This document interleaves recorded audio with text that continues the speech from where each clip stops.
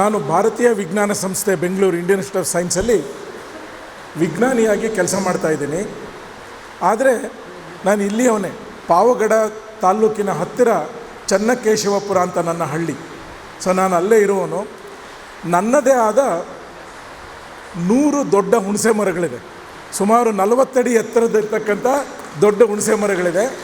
ಸಣ್ಣ ಹುಣಸೆ ಮರಗಳು ಒಂದು 300 ಇದೆ. ಹಾಗಾಗಿ ಹುಣಸೆ ಮರ ನನಗೆ ಹೊಸದಲ್ಲ, ಆಯಿತಾ, ಮೊದಲನೇದು. ಎರಡನೇದು, ನಮ್ಮ ಊರಿನವರೆಲ್ಲ ಇಲ್ಲೂ ನನ್ನ ಜೊತೆ ಬಂದಿದ್ದಾರೆ. ಯಾಕೆಂದರೆ ಇದು ನಮಗೆಲ್ಲರಿಗೂ ತುಂಬ ಬೇಕಾಗಿರುವಂಥ ವಿಷಯ. ಸೊ ನಮ್ಮ ಊರಿನವರಿದ್ದಾರೆ, ಎಲ್ಲರೂ ನನ್ನ ಜೊತೆನೇ ಇಲ್ಲೇ ಬಂದಿದ್ದಾರೆ. ನಾವೆಲ್ಲ ಒಂದು 20 ಜನ ಬಂದಿದ್ದೇವೆ ನಮ್ಮ ಊರಿಂದ. ಸೊ ನಾವು ಈಗ ಈ ಹುಣಸೆ ಮರದಲ್ಲಿ ಈಗ ಬಹುಶಃ ನೀವು ಇದರ ಮೇಲೆ ಹೆಚ್ಚು ಗಮನ ಹರಿಸಿಲ್ಲ ನೋಡಿ. ದೊಡ್ಡ ದೊಡ್ಡ ಹುಣಸೆ ಮರಗಳು ನಾವೊಂದು ಲೆಕ್ಕ ಹಾಕಿದ್ವಿ. ನಾನು ವಿಜ್ಞಾನಿ ಆದದ್ರಿಂದ ನನಗಿದರಲ್ಲಿ ಆಸಕ್ತಿ ಇತ್ತು. ಕಳೆದ 4 ವರ್ಷದಲ್ಲಿ ಪಾವಗಡ ತಾಲ್ಲೂಕಿನಲ್ಲಿ 7,000 ದೊಡ್ಡ ಹುಣಸೆ ಮರಗಳನ್ನ ಕಡಿದಿದ್ದಾರೆ. ಇದನ್ನು ನಾವು ಹೇಗೆ ಲೆಕ್ಕ ಮಾಡಿದ್ದೀವಿ ಅಂದರೆ, ಉಪಗ್ರಹ ಚಿತ್ರದ ಮುಖಾಂತರ ಹುಣಸೆ ಮರ ಇವತ್ತಿಂದು ಮತ್ತು 4 ವರ್ಷ ಇರತಕ್ಕಂಥ ಹುಣಸೆ ಮರದ ಸಂಖ್ಯೆಯನ್ನು ನಾವು ಲೆಕ್ಕ ಹಾಕಿದ್ವಿ. ಸೊ ಲೆಕ್ಕದ ಪ್ರಕಾರ ಕೇವಲ 4 ವರ್ಷದಲ್ಲಿ 8,000 ಹುಣಸೆ ಮರ ಕಡಿದ್ಬಿಟ್ಟಿದ್ದೇವೆ ನಾವು. ಯಾವುದು ಸಣ್ಣದಲ್ಲ, ಎಲ್ಲ 40 ಅಡಿಗಿಂತ ಎತ್ತರ ಇರೋದು.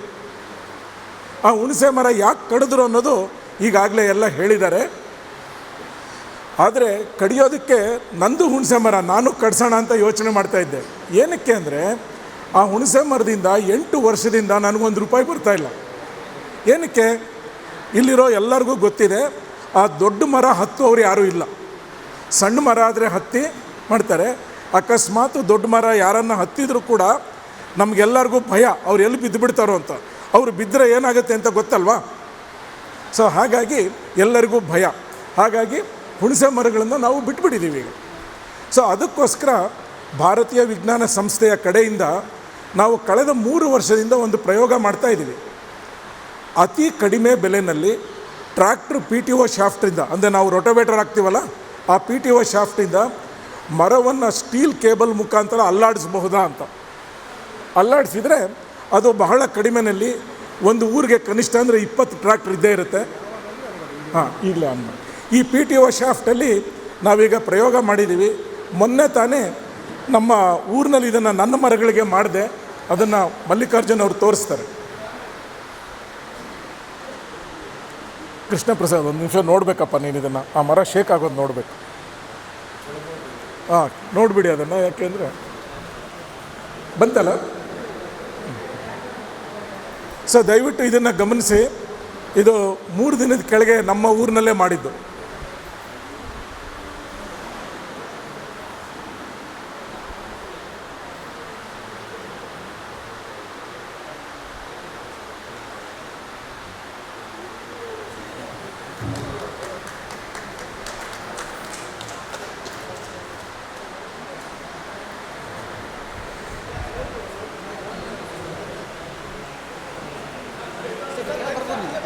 ಪರವಾಗಿಲ್ಲ.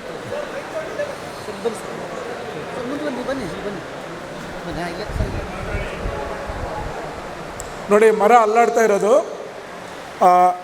ಈ ಪ್ರಯೋಗವನ್ನು ಮಾಡಿದ ನಮ್ಮೂರಿನ ರೈತರು ಇಲ್ಲೇ ಬಂದಿದ್ದಾರೆ. ನಿಮ್ಮ ಪ್ರಯೋಗ ಮಾಡಿರುವ ನಮ್ಮೂರಿನ ರೈತರು ಇಲ್ಲೇ ಬಂದಿದ್ದಾರೆ. ನೀವು ಅವರುಗಳ ಜೊತೆ ಮಾತಾಡಬೇಕು. ಈ ಒಂದು ಯಂತ್ರ ಇಲ್ಲೇ ಇದೆ, ಇಲ್ಲೇ ತಂದಿಟ್ಟಿದ್ದೇವೆ, ದಯವಿಟ್ಟು ನೋಡಿ. ಸೊ ಇದು ಒಂದು, ಇದನ್ನು ನಿಲ್ಲಿಸಿ. ಇನ್ನೊಂದು ಚಿಕ್ಕದಿದೆ, ಅದನ್ನು ತೋರಿಸಿ. ಚಿಕ್ಕದು ತೋರಿಸಿ. ಪಕ್ಕದಲ್ಲಿ ಇನ್ನೊಂದು ಇದೆ, ತೋರಿಸಿ.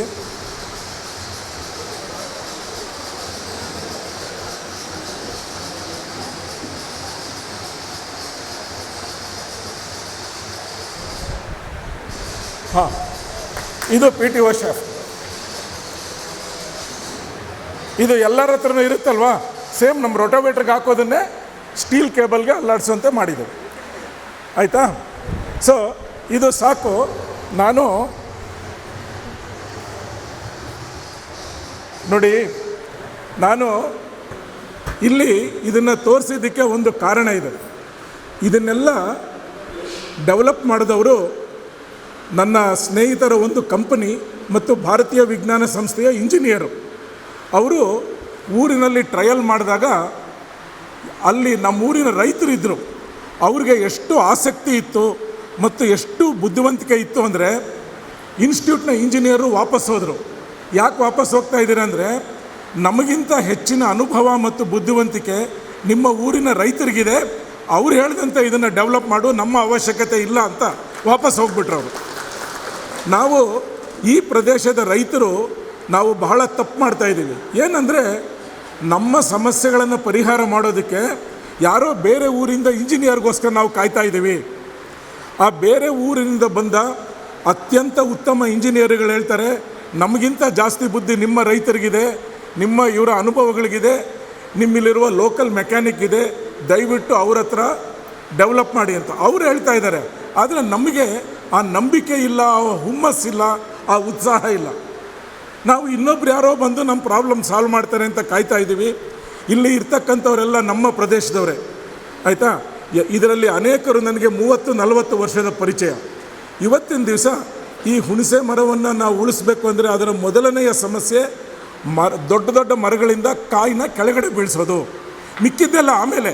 ನೀವು ಕಾಯಿ ಬೀಳ್ಸೋರೋ ಇರಲಿಲ್ಲ ಅಂದರೆ ಬೇರೆ ಏನು ಸಂಸ್ಕರಣೆ ಮಾಡ್ತೀರಾ, ಮೌಲ್ಯವರ್ಧನೆ ಏನು ಮಾಡ್ತೀರಾ ಅಲ್ವಾ. ನೀವು ಹೀಗೆ ಬಿಟ್ಟರೆ ಪ್ರತಿ ವರ್ಷ ನಮ್ಮ ತಾಲ್ಲೂಕಿನಲ್ಲೇ ಸಾವಿರಾರು ಮರಗಳನ್ನ ಕಡಿತಾ ಹೋಗ್ತೀವಿ. ಯಾಕೆ? ಒಂದು ಮರ, ದೊಡ್ಡ ಮರ ಕಡಿದ್ರೆ 1/4 ಎಕರೆ ಜಾಗ ಸಿಗುತ್ತೆ, 1/4 ಎಕರೆ ಜಾಗ ಸಿಗುತ್ತೆ ಅಲ್ವಾ. ಸೊ ನಾವೆಲ್ಲರೂ ಮರ ಕಡಿದು ಬಿಡ್ತೀವಿ. ಹಾಗಾಗಿ ಇದನ್ನು ನೀವು ಎಮರ್ಜೆನ್ಸಿಯಾಗಿ ತುರ್ತು ಕ್ರಮವಾಗಿ ಏನಾದರೂ ಇದಕ್ಕೆ ಒಂದು ಪರಿಹಾರ ಉಪಯೋಗಿಸಬೇಕು. ಮತ್ತು ಆ ಸಾಮರ್ಥ್ಯ ಮತ್ತು ಆ ಅನುಭವದ ಜ್ಞಾನ ಇಲ್ಲಿರುವ ಜನರಿಗಿದೆ. ದಯವಿಟ್ಟು ಒಟ್ಟಾಗಿ ಕೈ ಜೋಡಿಸಿ ನಮ್ಮ ಜೊತೆ ಜಾಯಿನ್ ಆಗಿ, ಅಥವಾ ನೀವು ಯಾರಾದರೂ ಹೊರಟ್ರೆ ನಾವು ಬರ್ತೇವೆ. ಒಂದು ಸಮೂಹವಾಗಿ ಇದನ್ನು ಕೆಲಸ ಮಾಡಿ.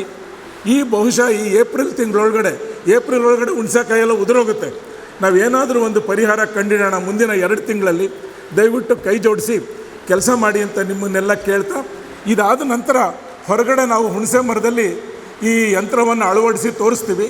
ಇಲ್ಲಿಯ ಪದ್ಮರಾಜು ಅವರು ಟ್ರ್ಯಾಕ್ಟರ್ ವ್ಯವಸ್ಥೆ ಮಾಡಿದ್ದಾರೆ. ದಯವಿಟ್ಟು ಬಂದು ನೋಡಿ. ನಿಮ್ಮ ಸಲಹೆಗಳಿದ್ದರೆ ಇದನ್ನು ಇನ್ನೂ ಹೇಗೆ ಚೆನ್ನಾಗಿ ಮಾಡಬೇಕು ಅಂತ ದಯವಿಟ್ಟು ಸಲಹೆಗಳನ್ನು